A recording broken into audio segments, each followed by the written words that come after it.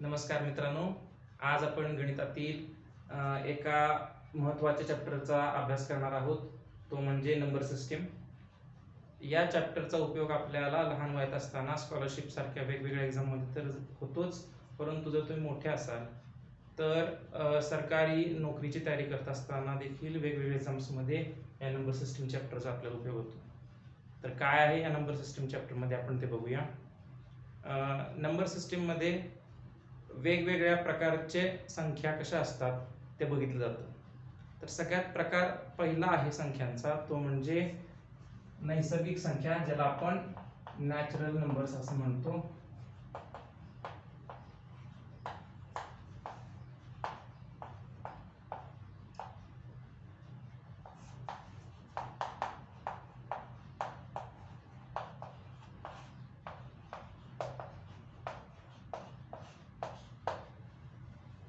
जसं नाव आहे तसंच या संख्या आहेत. नॅचरल नंबर्स म्हणजेच निसर्गात आढळणाऱ्या संख्या, नेचरमध्ये असणाऱ्या संख्या. नेचरमध्ये कुठली जरी आपण वस्तू घेतली आणि त्या आपण जरी मोजायला चालू केल्या तरी त्या आपण मोजताना 1 पासून चालू करतो. जरी आपण आसपासची झाडं मोजायला चालू केली तरी 1 झाड, 2 झाड, 3 झाडं, 4 झाडं असं मोजायला चालू करतो. आसपासची कुठली वस्तू घ्या, आपण मोजताना 1 पासून मोजायला चालू करतो, म्हणून त्यांना आपण म्हणतो नॅचरल नंबर्स. नॅचरल नंबर्स चालू होतानाच 1 पासून चालू होतात. 1, 2, 3, 4 आणि अशा पुढे असंख्यपर्यंत जातात, इन्फिनिटी पर्यंत जातात. त्यानंतर येतात आपल्याला होल नंबर्स.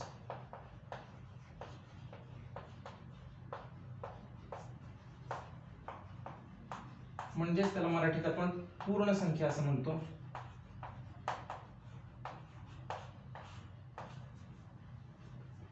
पूर्ण संख्यांचा अर्थ काय होतो की ज्या वस्तू पूर्ण आहेत, एक अखंड भाग आहे, त्याला आपण पूर्ण म्हणतो. या संख्यांमध्ये नैसर्गिक संख्याच आहेत, फक्त त्यात आपण फक्त शून्य मिळवला की आपल्याला म्हणतात होल नंबर्स मिळतात, पूर्ण संख्या मिळतात. पूर्ण संख्या चालू होतात 0 पासून. 0, 1, 2, 3, 4 असं करत करत अगदी असंख्यापर्यंत आपल्याला पूर्ण संख्या असतात. यानंतरचा भाग आहे तो म्हणजे इंटिजर्स.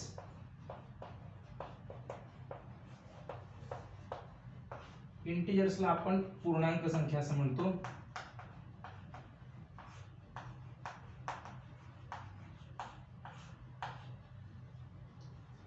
इंटिजर्स म्हणजे काय बघा, जसं आपण शून्याच्या पुढे 1, 2, 3, 4 असं जसं मोजत गेलो असंख्यापर्यंत, तसंच आपण शून्याच्या मागे सुद्धा जाता येतं का, तर हो जाता येतं. शून्याच्या मागे कसं जाता येतं, तर शून्याच्या मागे -1, -2, -3 अशा प्रकारे आपल्याला मागे मागे जाता येतं, अगदी तिथं सुद्धा मागे इन्फिनिटी पर्यंत.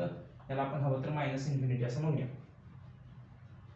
आता मायनस हे जे चिन्ह लावलेलं आहे किंवा ऋण चिन्ह लावलेलं आहे, याचा अर्थ काय होतो बघा. धरून चालूया की माझ्याकडे 5 रुपये आहेत आणि मी ते 5 रुपये खर्च केले. आता मला जर अजून काही खर्च करण्यासाठी काही पैशांची गरज असेल आणि मी मित्राकडून उधार घेतले आणि ती वस्तू खरेदी केली, तर आता माझ्याकडे तर पैसे काही सुद्धा नव्हते, परंतु ती वस्तू माझ्याकडे आहे आणि आता मी मित्राला देणं लागतो, 5 रुपये देणं लागतो, बरोबर. याचा अर्थ काय, तर आता मी जी मूळ माझी स्थिती होती त्याच्यापेक्षा खालच्या स्थितीला आलेला आहे.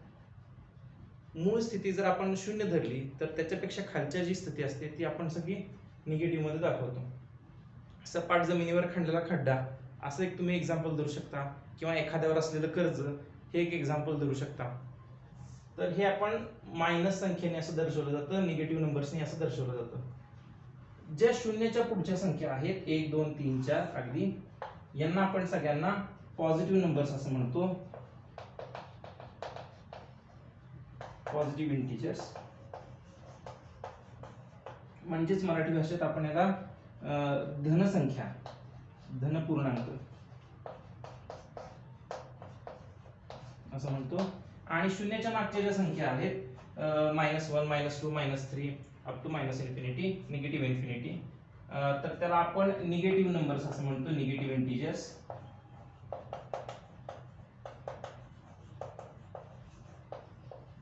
मराठीत त्याला ऋण संख्या असं म्हणतो. किंवा ऋण पूर्णांक असं म्हणूया.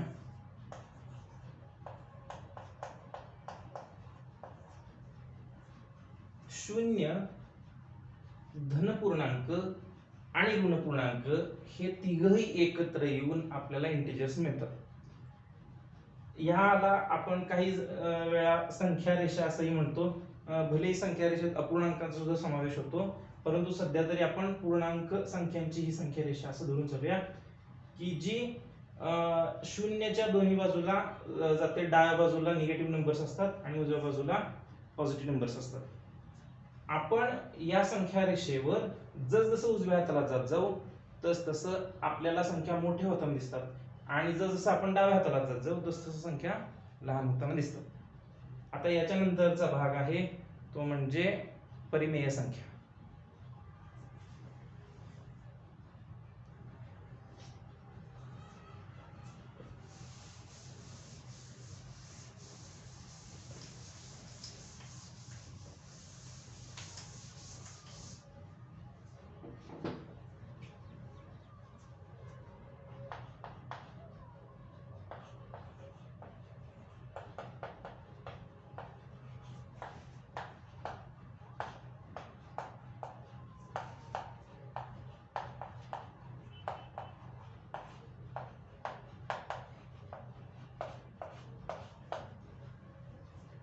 परिमेय संख्यांनाच आपण इंग्रजीमध्ये रॅशनल नंबर्स असं म्हणतो.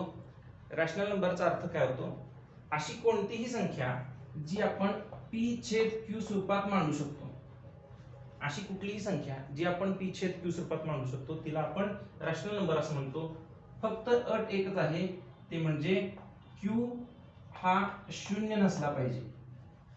q च्या ऐवजी शून्य सोडून आपण कुठली जरी संख्या घेतली, कुठला जरी पूर्णांक घेतला तरी चालतो. p च्या जागी जरी तुम्ही शून्य घेतला तरी चालतो, फक्त q च्या जागी शून्य नसला पाहिजे. अशा कुठल्याही संख्येला आपण रॅशनल नंबर असं म्हणतो. जर उदाहरण सांगायचं झालं तर आपण साधं एक्झाम्पल घेऊ शकतो. 3/7 p/q च्या ऐवजी आपण लिहून ठेवतो 3/7 असलेलं तरी चालतं. ते एक एक्झाम्पल झालं. आपण पॉझिटिव्हच्या ऐवजी निगेटिव्ह नंबर सुद्धा घेऊ शकतो. -11/14 ही संख्या घेऊ शकतो. आपण 17/-19 हे सुद्धा घेऊ शकतो. अगदीच काय तर आपण p च्या ऐवजी 0 ठेवून 0/12 वगैरे असं सुद्धा आपण म्हणू शकतो, किंवा 0/-362 असं सुद्धा म्हणू शकतो. या सगळ्यांना आपण रॅशनल नंबर्स म्हणू. आता रॅशनल नंबर्स मध्ये दोन भाग येतात छोटेसे. त्याला अगदी मराठीत सांगतो मी. त्याला आपण खंडित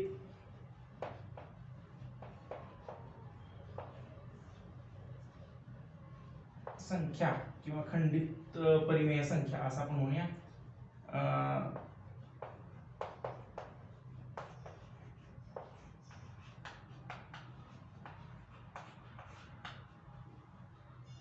म्हणजेच कसं, खंडित परिमेय संख्या किंवा खंडित संख्या याचा अर्थ काय होतो की उदाहरणार्थ जर आपण एक कुठला तरी याच्यातला अपूर्णांक जर घेतला, एक्झाम्पल जर घेतलं की 3/6 असं जर घेतलं, आपण 3/6 जर घेतलं आणि आपण जर 3/6 चा जर दशांश अपूर्णांकात जर भाग लावायचं म्हटलं, म्हणजे 3 ला जर 6 ने भाग लावला तर याचं उत्तर 3 ला जर 6 ने भाग लावलं तर शून्याचा भाग लागतो आणि पॉइंट दिल्यानंतर 6×30 म्हणजे आपलं उत्तर येतं 0.5. म्हणजे भाग लावल्यानंतर आपलं उत्तर पॉइंट मध्ये जरी आलं असलं तरी आपला भाग खंड झालेला आहे.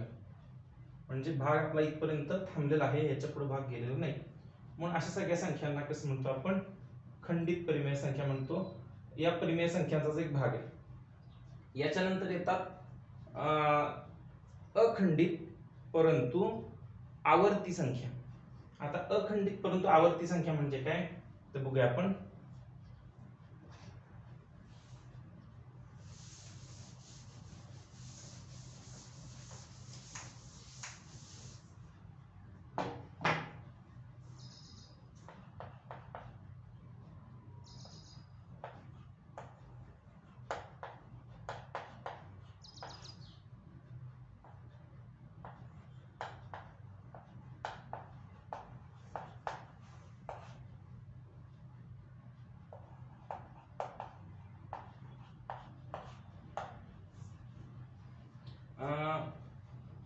अखंडित व आवर्ती संख्या याचा अर्थ काय होतो एका उदाहरणावरून सांगतो मी.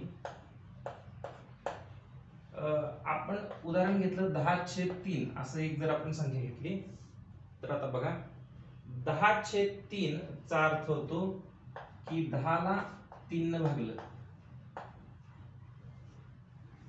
आता 10 ला 3 ने भागलं म्हणजे 3 त्रिक 9 उरला 1 काही नाही म्हणून पॉइंट घेतला आपण आणि ते खाली शून्य वाढवलं. 3 त्रिक 9 पुन्हा 1 राहिला पुन्हा आपण शून्य घेतला पुन्हा 3 त्रिक 9 पुन्हा 1 राहिला पुन्हा शून्य. असं 3 3 3 3 वाढत जाणार आणि आपलं उत्तर 3.3333 असं अगणितापर्यंत येऊ शकतं. परंतु या सगळ्यात 3 हा जो अंक आहे हा रिपीट झालेला आहे पुन्हा पुन्हा आलेला आहे. पण आपण याला थांबवू शकतो आणि हे उत्तर आपण 3.3 आवर्ती असं सुद्धा लिहू शकतो. अगदी साध्या भाषेत सांगितलं तर याला आपण आवर्त घेतलं याला आपण थांबवलं मग आपण हे कसं लिहिलं 3.3 आवर्ती हे आवर्तीचं चिन्ह आहे. जर आपण इथं 3 च्या ऐवजी जर अजून 2 अंक रिपीट होत असते म्हणजे उदाहरणार्थ जर आपण इथं 7.14 हा जर अंक रिपीट होत असता 141414 असं जर रिपीट होत असतं तर आपण हे 7.14 आवर्ती असं लिहिलं असतं. आपण अशा वेळेस आपण बार मारलेलो असतो रेष मारलेली असते. याला आपण या संख्यांना आपण अखंडित व आवर्ती म्हणतो. या खंडित नाही आहेत खंड नाहीत पावलेल्या परंतु या अखंडित जरी असल्या तरी आपण यांना आवर्त घेतलेला या संख्यांना म्हणतो अखंडित व आवर्ती. या दोन्ही संख्या या परिमेय संख्यांचाच भाग असतात. आता धरून चालू की अशी एखादी संख्या आहे की असा एखादा भाग आहे की जो अखंडितच आहे ज्याला खंड लागत नाही परंतु तो रिपीट सुद्धा होत नाही म्हणजे पुन्हा पुन्हा पुन्हा त्याची पुनरावृत्ती सुद्धा होत नाही. अशा संख्यांना आपण काय म्हणणार अशा संख्यांना आपण अखंडित व अनावर्ती अशा संख्या म्हणतो. आणि त्या सगळ्या संख्यांचा संच वेगळा असतो त्याला आपण म्हणतो अपरिमेय संख्या. ते आपण बघूया याच्यानंतर.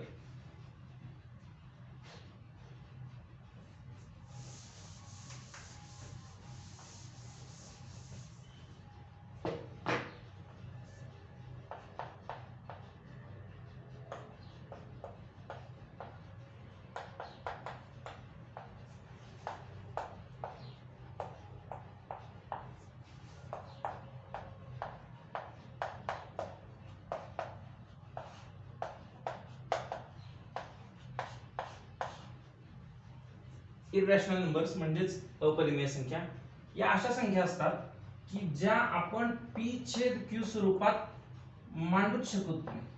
अजिबात आपल्याला मांडता येणार नाही p/q स्वरूपात. मग ते कशा उदाहरणार्थ एखादी जर संख्या असेल की 7.31427 असं चाललंय परंतु यातला कुठलाही अंक किंवा कुठलाही एक पॅटर्न अंकांचा पॅटर्न वारंवार रिपीट होत नाहीये. जर तुम्ही बघितलं 3 1 4 2 3 7 8 असं कुठला जर अंक रिपीट होत नसेल कुठला जर पॅटर्न अंकांचा जर संच रिपीट होत नसेल तर त्याला आपण इरॅशनल नंबर्स म्हणतो कारण या संख्या आपल्याला p/q स्वरूपात मांडता येत नाही. मगाशी कसं आपण बघितलं मगाशी आपण 10/3 म्हणजे 3.3 आवर्ती असं लिहिलं होतं. याचा अर्थ काय 3.3 आवर्ती आपल्याला p/q स्वरूपात मांडता येतं बरोबर. 10/3 असं मांडता येतं. जसं त्याच्यानंतर त्याच्या आपण बघितलं की 3/6 असं आपण बघितलं 3/6 याचा अर्थ काय होतो 0.5 म्हणजे 0.5 आपल्याला 3/6 स्वरूपात मांडता येतं. परंतु इथं आपल्याला अखंडित आणि अनावर्ती असल्यामुळं आवर्त येत नसल्यामुळं यांना आपल्याला p/q स्वरूपात मांडता येत नाही. त्यामुळे या आपल्याला परिमेय संख्यांच्यात घेता येत नाही. त्याला आपण अपरिमेय संख्या असं म्हणतो. मग अपरिमेय संख्यांची अजून कोणती उदाहरणे आहेत. अपरिमेय संख्यांची उदाहरणं फार सोपी असतात. अशा संख्या की ज्या पूर्ण वर्ग नाहीयेत म्हणजे वर्ग कुठल्या तर 1 वर्ग आहे 1 चा वर्ग 1 2 चा वर्ग 4 3 चा वर्ग 9 म्हणजेच 1 4 9 या पूर्ण वर्ग संख्या आहेत, परंतु अशा संख्या की ज्या पूर्ण वर्ग नाहीयेत, उदाहरणार्थ घेतली 2, 2 ही वर्ग संख्या नाहीये, त्यामुळे 2चं वर्गमूळ काढता येणार नाही. त्यामुळे जेव्हा आपण 2चं वर्गमूळ घेतो ही संख्या अपरिमेय संख्यांमध्ये जाते, कारण ही संख्याच मुळात वर्ग नाही, तर हिचं वर्गमूळ निघणार नाही. याच्यात नेहमी जर आपण वर्गमूळ काढायला गेलो तर नेहमी पुढं पुढं पुढं पुढं विदाऊट अंक रिपीट होता, भाग असा असा पुढे पुढे वाढत जाईल. तसंच दुसरं उदाहरण म्हणजे वर्गमुळात 3 √3 √4 नाही येणार, √5 येणार. असे वर्ग नसलेल्या कुठल्याही संख्या घेता येतात. याशिवाय अजून एक फेमस एक्झाम्पल म्हणजे पायची व्हॅल्यू जरी आपण 22/7 किंवा 3.14 अशी जरी घेत असलो तरीही आपण अंदाजे घेतलेली व्हॅल्यू आहे. अंदाजे म्हणजे आपण याचा भाग थांबवलेला आहे, ही ॲक्युरेट व्हॅल्यू नाही. जरी आपण गणितात ही व्हॅल्यू वापरत असलो तरी ही ॲक्युरेट व्हॅल्यू नाही. त्यामुळं गणित जी पायची मूळ व्हॅल्यू आहे, पायची मूळ किंमत आहे, त्यात 3.14 आणि असं पुढं फार संख्यांपर्यंत वाढत जातो. त्यामुळं पायची जी व्हॅल्यू आहे ती अपरिमेय संख्या इररॅशनल नंबर्स मध्ये येते. आता याच्यानंतर बघायचं आपल्याला वास्तव संख्या.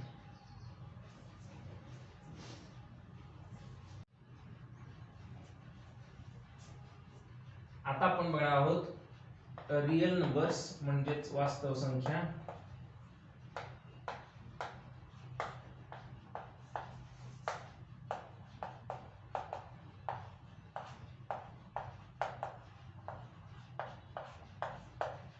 आतापर्यंत आपण सुरुवातीला बघितल्या होत्या त्या म्हणजे नैसर्गिक संख्या, नॅचरल नंबर्स.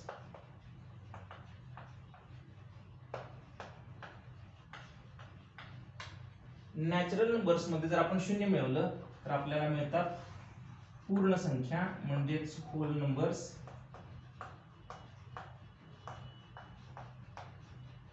होल नंबर्स मध्ये जर आपण निगेटिव्ह नंबर्स जर सगळे मिळवले तर आपल्याला मिळतात इंटिजर्स. इंटिजर्स मध्ये सुद्धा जर आपण p/q स्वरूपात मांडता येणाऱ्या सगळ्या संख्या मिळवल्या तर आपल्याला मिळतात रॅशनल नंबर्स.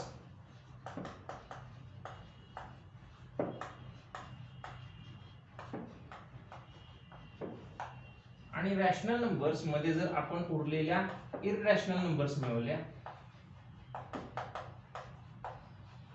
तर आपल्याला मिळतात ह्या सगळ्या, त्या म्हणजे रियल नंबर्स. आता रियल नंबर्स सोडून पण अजून कॉम्प्लेक्स नंबर्स असतात, त्या आपण जरा वेळाने बघूया. पण ह्या सगळ्या नंबर्सचा जो सेट आहे त्याला आपण म्हणतो रियल नंबर्स. पण रियल नंबर्स मध्ये सगळे येतात, irrational, rational, integers, whole numbers, natural numbers सगळे येतात. यांना रियल नंबर्स का म्हटलं जातं तर रियल कॅल्क्युलेशन करताना, फार बेसिक लेवलचे कॅल्क्युलेशन करताना या सगळ्या प्रकारच्या नंबर्सचा आपल्याला उपयोग होतो, आपण रिअल लाईफ मध्ये याचा वापर करतो. आता रियल म्हणजे याचा अर्थ या खऱ्या आहेत आणि उरलेल्या खऱ्या नाहीच आहेत असा याचा अर्थ होत नाही. याच्या नंतरचे आपण बघूया कॉम्प्लेक्स नंबर कशाला म्हणतात ते, की ज्या वास्तव संख्या सोडून जे उरलेल्या संख्या आहेत त्याला आपण कॉम्प्लेक्स नंबर म्हणतो. कॉम्प्लेक्स नंबर काय ते बघूया.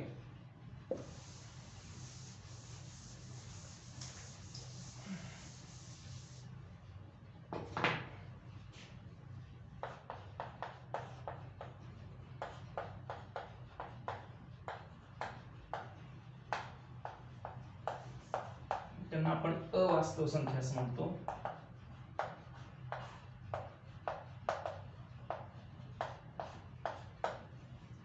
आता कॉम्प्लेक्स नंबरचा अर्थ बघा. आपल्याला माहिती आहे की 2चा जर वर्ग केला आपण तर 2 गुणिले 2 याचं 2 गुणिले 2 याचं उत्तर किती येतं 4.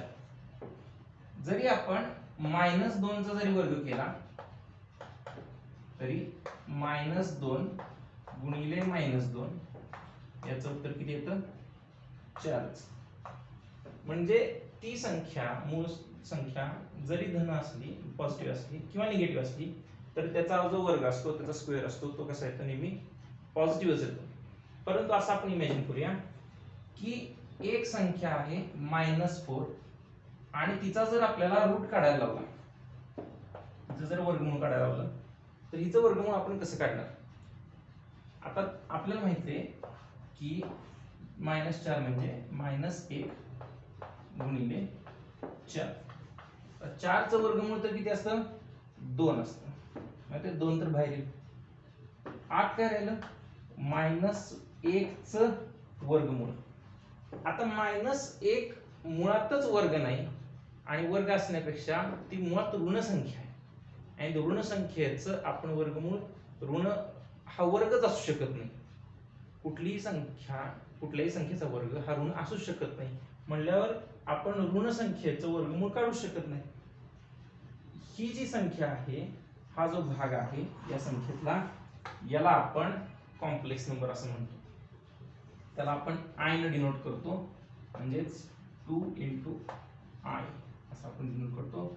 आय म्हणजेच √-1 असं असतं. आणि ह्या ज्या सगळ्या संख्या आहेत त्याला आपण काय म्हणतो? Complex number. म्हणजेच 2i असू दे, 3i, 4i, 5i, काय पण असू देत, या सगळ्या संख्यांना आपण काय म्हणतो? कॉम्प्लेक्स नंबर्स असं म्हणतो. आय होप की तुम्हाला आतापर्यंत जे जे काही शिकवलं ते सगळं लक्षात आलं असेल. आज आपण तास आपला इथंच थांबूया. पुढच्या लेक्चरच्या वेळेस आपण प्राईम नंबर्स म्हणजे काय, कंपोजिट नंबर्स म्हणजे काय, ऑड नंबर्स म्हणजे काय, इव्हन नंबर्स म्हणजे काय, परफेक्ट नंबर्स कशाला म्हणलं जातं, स्क्वेअर्स काय, त्यानंतर square roots, cube roots, twin prime numbers म्हणजे काय, को प्राईम नंबर्स म्हणजे काय, यासारख्या अनेक घटकांची माहिती घेऊया. तोपर्यंत पाहत राहा आमचं चॅनल गणिती गंमत. धन्यवाद.